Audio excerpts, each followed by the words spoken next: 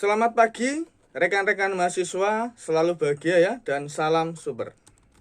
Pada minggu kelima akan mempelajari modul 6 dan modul 7 BMP Perekonomian Indonesia.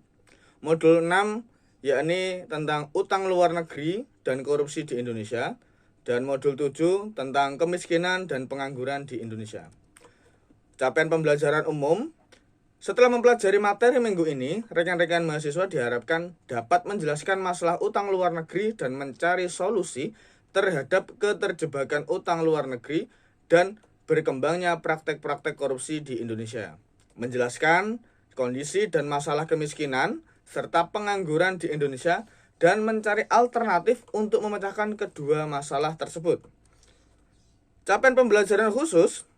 Mahasiswa diharapkan mampu menjelaskan kondisi keterjebakan Indonesia pada utang luar negeri, menjelaskan tujuan, jenis-jenis, dan mekanisme perolehan hutang luar negeri Indonesia, menjelaskan dampak keterjebakan pada utang luar negeri bagi perekonomian Indonesia, menjelaskan kebijakan yang ditempuh pemerintah dalam menangani masalah utang luar negeri, mendeskripsikan solusi-solusi alternatif untuk mengatasi masalah keterjebakan pada utang luar negeri, menjelaskan parahnya kondisi korupsi di Indonesia dan dampak korupsi terhadap perekonomian nasional, menjelaskan modus korupsi dan cara pemberantasan korupsi di Indonesia, menjelaskan pengertian dan pengukuran kemiskinan dan pengangguran di Indonesia, menjelaskan kondisi dan perkembangan tingkat kemiskinan dan pengangguran di Indonesia, mendeskripsikan sebab-sebab struktural